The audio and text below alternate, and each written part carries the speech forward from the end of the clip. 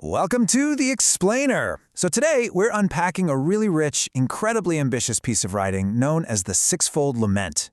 Now, just for a second, I want you to picture literal dirt and absolute nothingness, just leaning over a backyard fence, having a casual chat about human anxiety. I mean, it sounds totally absurd, right? But that is exactly the kind of brilliant philosophical playground we're stepping into right now. Seriously, what if the absolute bottom of reality and the infinite top of the universe were basically just neighbors gossiping over a fence? In this explainer, we're looking at a grand cosmic scale. This is a piece of literature that swings wildly from the highest, most sweeping philosophical poetry straight into deadpan comedy.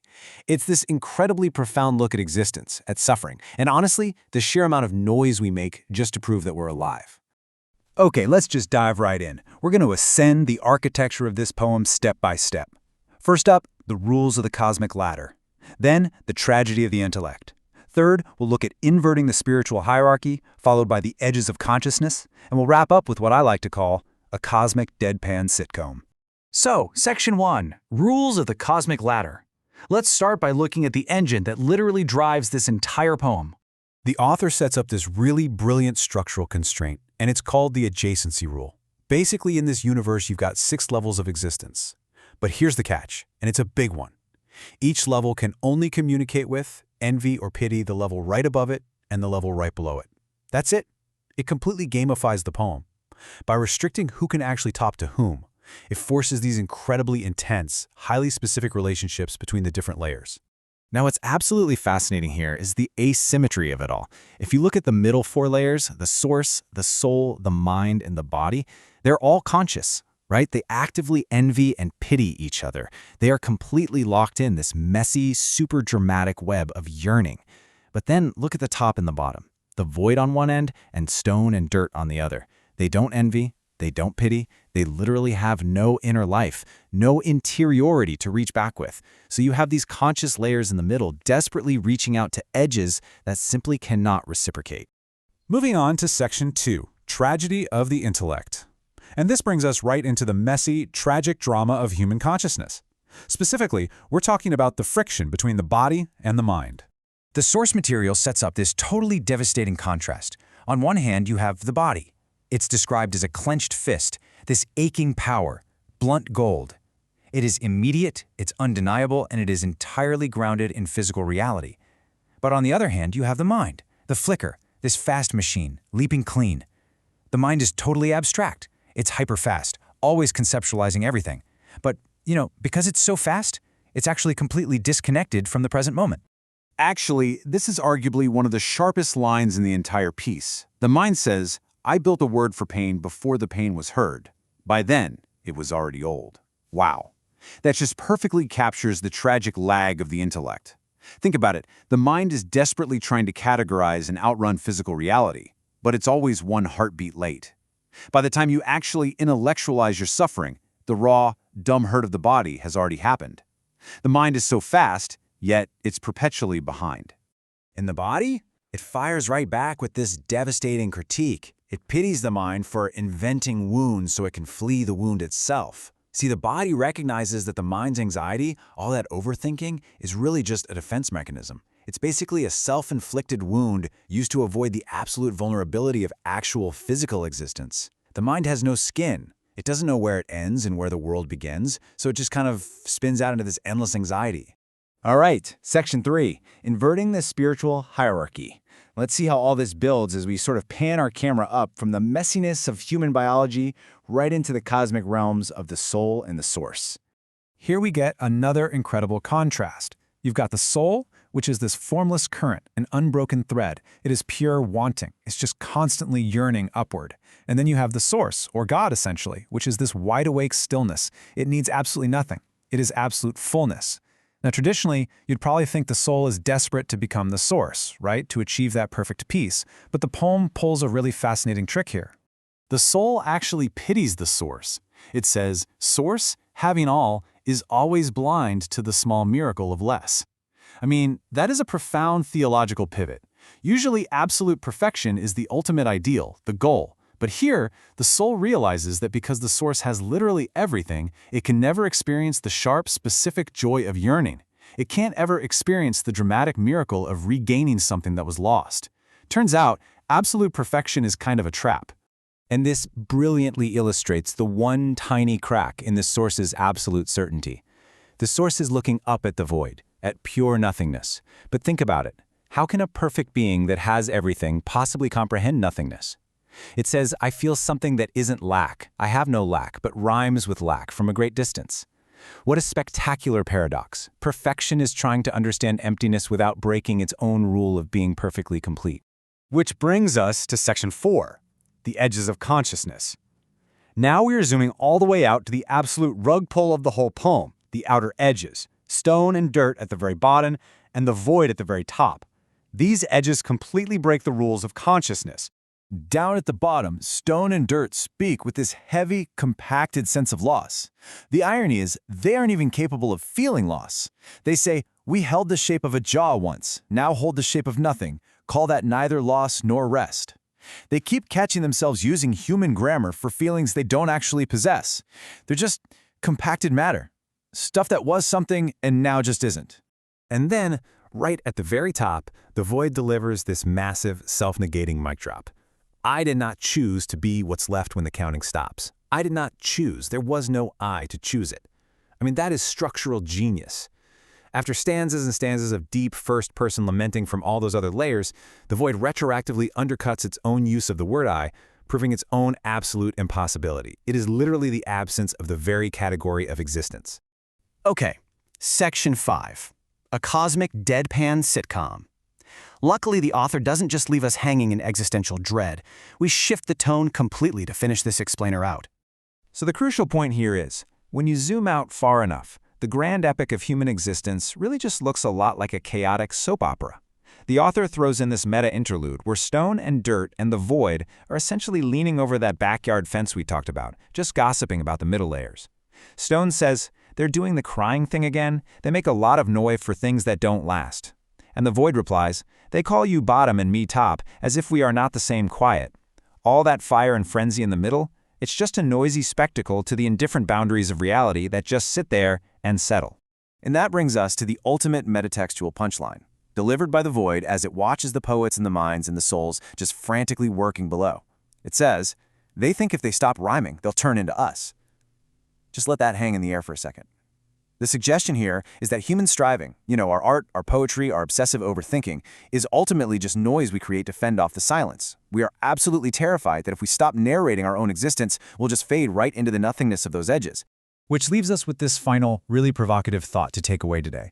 Are all our human struggles, our beautiful art, and our agonizing anxieties really just the noisy rebellion of the middle layers? Are we simply terrified of returning to the quiet edges of dirt and the void? This piece so brilliantly deconstructs the architecture of existence, and it shows us that maybe, just maybe, the ache of being alive is a small miracle we should actually embrace, noise and all. Thanks for exploring the cosmic ladder with me today in this explainer, and hey, keep questioning the noise. Welcome to another deep dive. So, imagine for a second that God is looking down at you right now, and instead of, judging you, he is just insanely jealous of your anxiety. Which sounds completely backwards. Totally backwards. I mean, we're so used to this idea of like a cosmic corporate ladder. You start at the bottom as dirt, you level up to get a physical body, then a mind, then a soul. Right. And finally, at the very top, you hit the CEO suite, which is God, or, the source.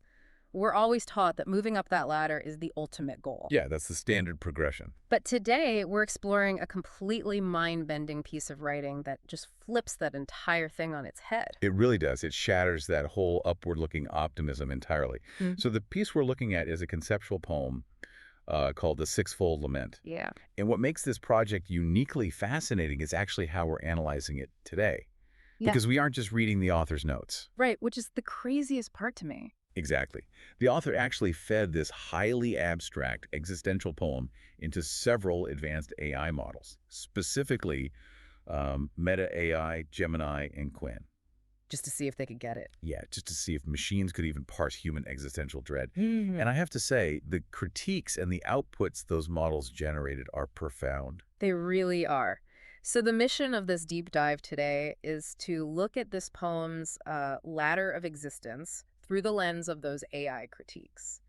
We want to understand why we humans overthink so much, why we hurt, and, what it actually means to exist. It's a huge topic. It is. So, to set the stage, the central conceit of this poem divides existence into 6 distinct levels. You've got stone and dirt at the bottom, then the body, the mind, the soul, the source, and finally the void at the very top. But there's a catch. Right, the adjacency rule. Basically, each level is only allowed to speak to and about the levels immediately above and below it. Right. And instead of offering, cosmic wisdom to their neighbors, Mm-hmm. they spend all their time expressing this intense jealousy and just absolute pity for each other. It's so petty. It is. It completely strips away all the romanticism of being a conscious creature. Well, let's jump right into the messy middle of this ladder, because I think that's where we all live, right? The daily human experience of having a body, a mind, and a soul. The trifecta. Yeah. So the poem starts with the body. And the body looks down at stone and dirt, and it envies their inertness. Like, it literally says, I envy the way they never have to end, the way an ache means nothing to them. Because stone never feels pain. Exactly. But then, when the body looks up at the mind, it doesn't envy the mind at all. It actually pities it. Which is wild. Right. The body points out that the mind has no skin. It has no skin to teach it where the world begins, so that the mind just invents these abstract wounds just to have something to flee from. I mean, that is just a piercing critique of human anxiety. Oh, totally. The body is essentially arguing that all our psychological self-harm and, our overthinking, just a bizarre defense mechanism. Right. Because the mind doesn't have physical nerve endings, it invents imaginary wounds to distract itself from the raw, unavoidable vulnerability of actual physical existence. Okay, let's unpack this, because that totally flips how we are taught to view ourselves, right? Like, we prize the intellect. We do. We put it on a pedestal. Yeah. We're told the mind is the captain of the ship, steering this clumsy physical body around. But looking at this through the poem's lens, I picture the mind more like a frantic sports commentator up in the broadcast booth. Ooh, I like that. Right. Like, the commentator thinks they're controlling the game because they're talking so incredibly fast. But they aren't. No. In reality, they are always one heartbeat behind the raw physical play happening down on the field, and the field is the body taking the actual hits. That is a perfect analogy. Yeah. And the author explicitly gives the mind that exact realization. I mean, the mind calls itself the fast machine, but it admits it is perpetually lagging. Yeah, that lag is so crucial. It is. When Quinn, one of the AI models, analyzed this section, it zeroed in on the mechanics of that lag. Quinn highlighted one standout line from the mind that captures this perfectly. Which line was that? It says, I built a word for pain before the pain was heard. By then, it was already old. Wow. By then it was already old.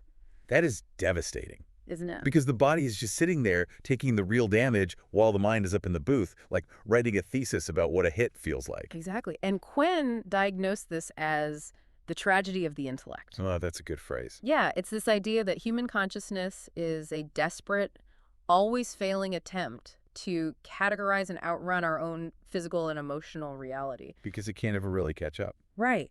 The mind's flicker feels incredibly fast. Yeah. But it's perpetually behind the reality of what the body has already felt. Yeah. It can never experience the present moment. It can only process the immediate past. And because of that limitation, the mind looks up at the next rung, right? The soul. And Yeah. it feels this deep sense of envy. It envies the soul's unbroken thread. The fact that the soul doesn't have to constantly edit itself or doubt its own perceptions. But it wouldn't be this poem if it didn't also pity it. Exactly. True to the adjacency rule, the mind also pities the soul. The mind claims that the soul plays no role in doubt or, in the long labor of being wrong and then slowly getting closer to the truth. Right, the soul is too safe. It doesn't have to work for its understanding. Yeah. And the interesting thing is the soul actually validates the mind's critique. When it's the soul's turn to speak, it describes itself as the current underthought. Formless. Exactly. It runs formless and unpossessed. And it envies the mind's clean, neat categories, how the mind can file and address everything in the universe. But then it pities the mind, of course. Of course. It pities the mind for being blind to how those parts actually connect beneath the surface. The soul says the mind spends its life counting coin and never wants to feel the weight of what the coin was made to state.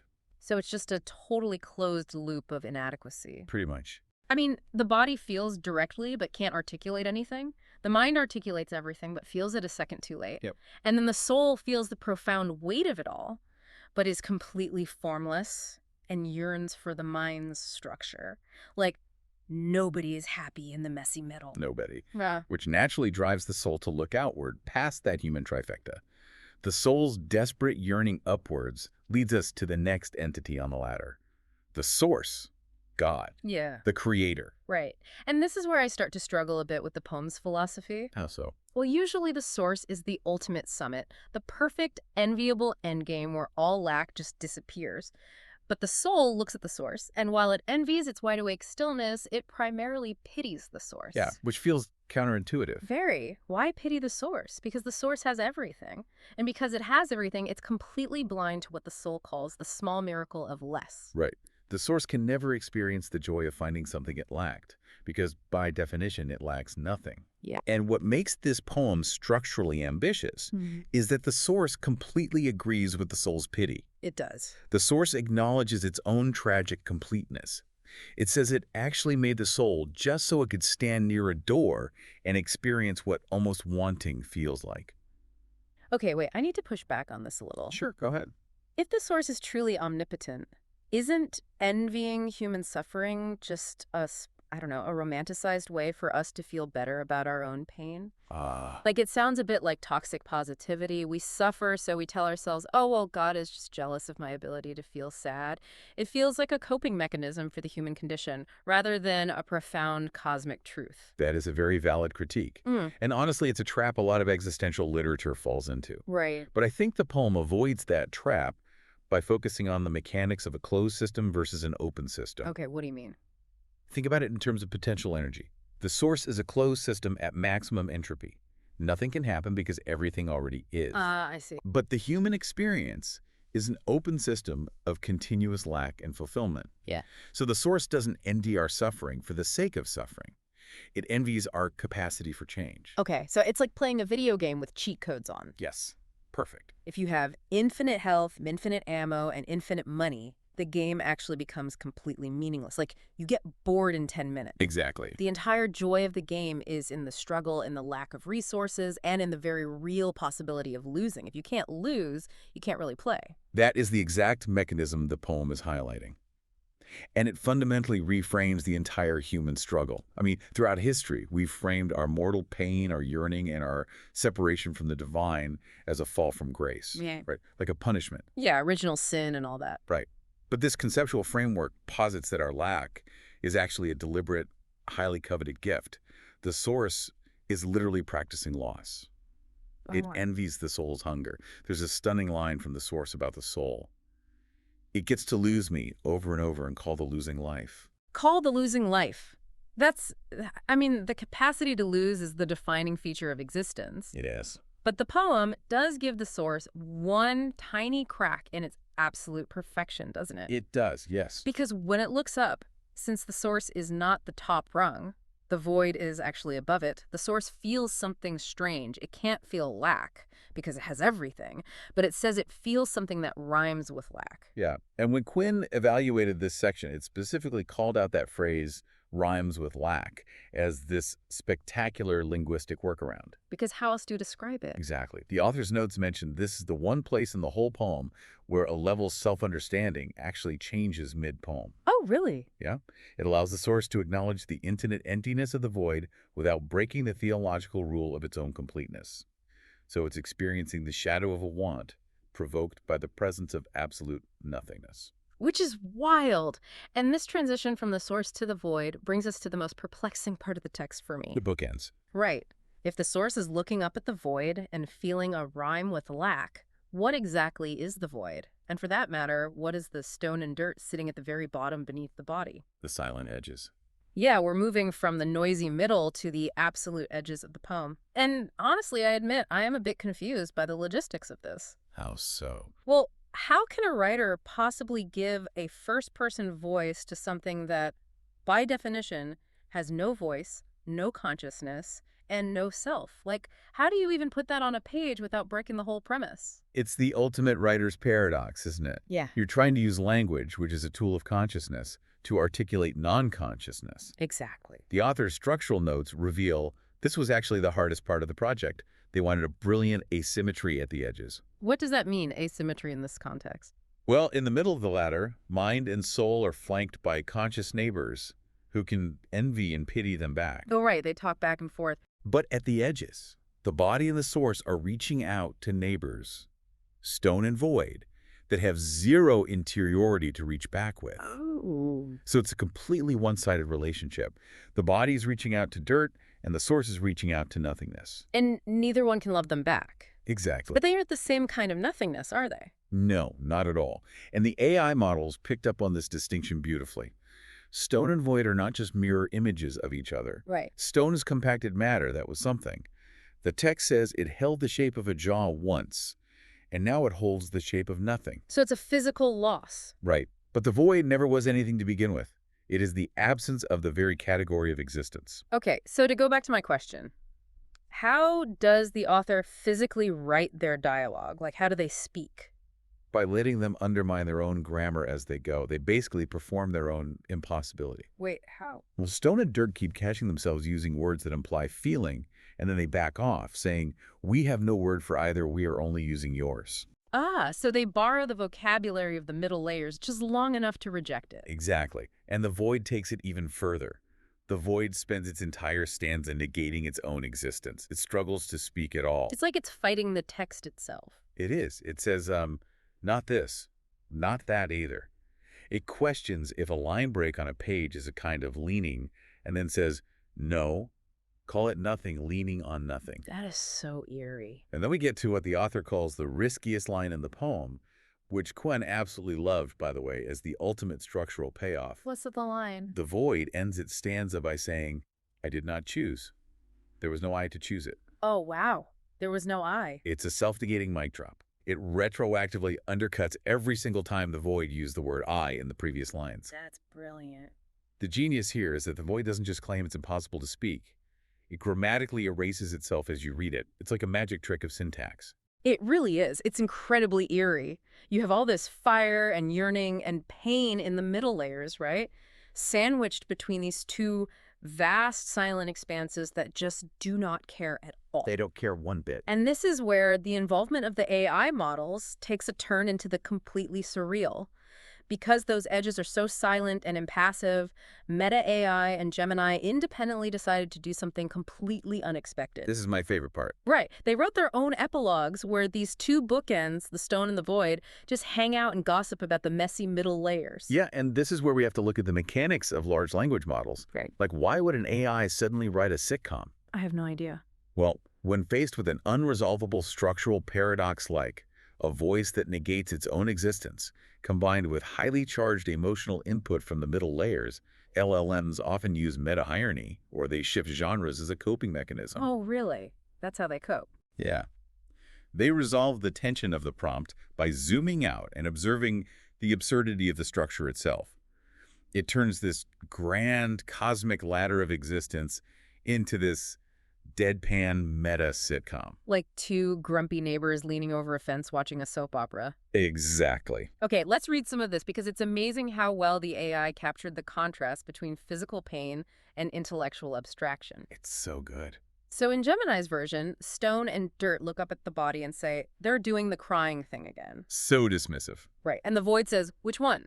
Stone replies, the middle one, the one with the knees. It fell down. And then the one above it wrote 40 lines about the concept of falling down. That completely skewers the mind's pretension, doesn't it? Totally. The mind is so busy writing 40 lines of poetry about the philosophical concept of falling, while the body is just bleeding on the dirt. And the dirt doesn't care about the poetry. Stone says, we got bled on. It was warm for 3 seconds. Then it was just salt.